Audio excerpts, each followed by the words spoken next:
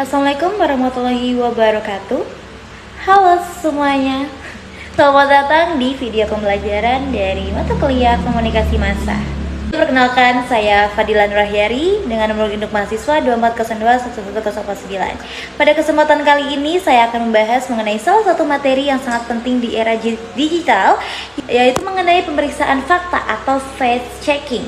Karena di zaman sekarang itu hampir setiap hari ya kita menerima berbagai macam informasi melalui media sosial seperti Instagram, TikTok, Facebook, X hingga WhatsApp ataupun dari web berita online lainnya. Informasi tersebut tentunya datang dengan sangat cepat, bahkan hanya dalam hitungan detik saja dapat menyebar ke jutaan orang. Namun tidak semua informasi yang kita terima itu merupakan informasi yang faktual, yang benar ya, karena ada banyak diantaranya berupa informasi hoax, informasi yang dipelintir, hingga bahkan disinformasi yang sengaja dibuat untuk mempengaruhi opini masyarakat. Oleh karena itu, kita sebagai mahasiswa maupun kita sebagai masyarakat yang sangat aktif dalam menggunakan media, itu kita harus memiliki kemampuan untuk memeriksa fakta ya, karena sebelum mempercayai ataupun menyebarkan informasi itu kita harus memeriksa terlebih dahulu. Nah, pada video kali ini kita akan membahas mengenai dua hal utama, yaitu yang pertama, membahas mengenai konten atau pernyataan yang bisa dilakukan pemeriksaan fakta. Kemudian yang kedua, tahapan dalam melakukan pemeriksaan fakta. Oke, kita langsung saja ke materi yang pertama, yaitu mengenai konten atau pernyataan yang bisa dicek fakta.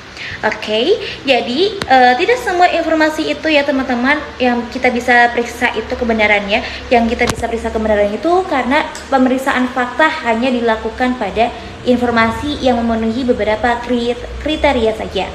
Kriteria yang pertama yaitu mengenai topiknya yang berkaitan dengan isu publik seperti kesehatan, pendidikan, politik, atau kebijakan pemerintah kita sekarang ya.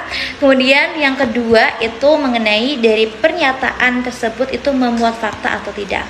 Bukan hanya opini atau prediksi saja, tetapi fakta dapat dibuktikan dengan data atau sumber yang sangat jelas ya.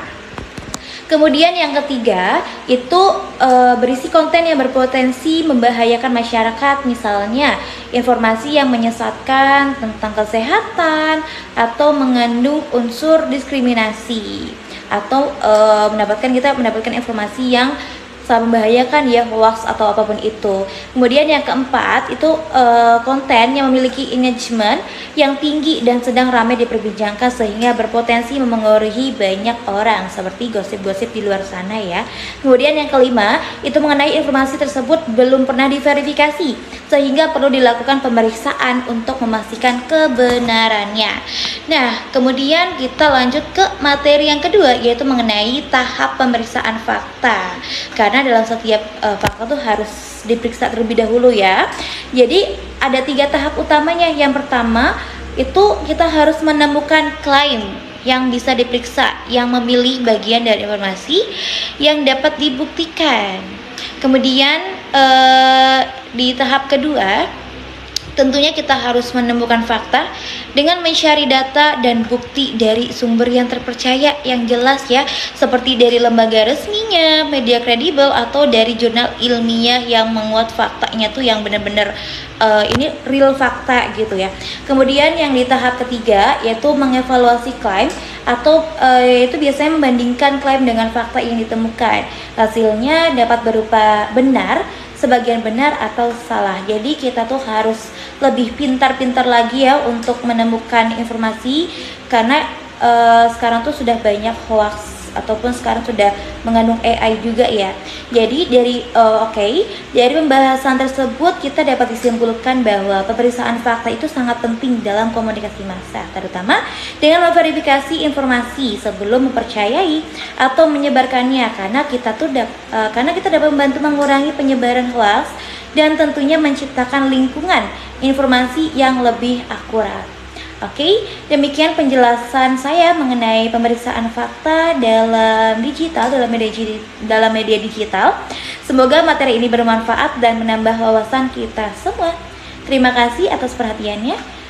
Wassalamualaikum warahmatullahi wabarakatuh. Bye bye.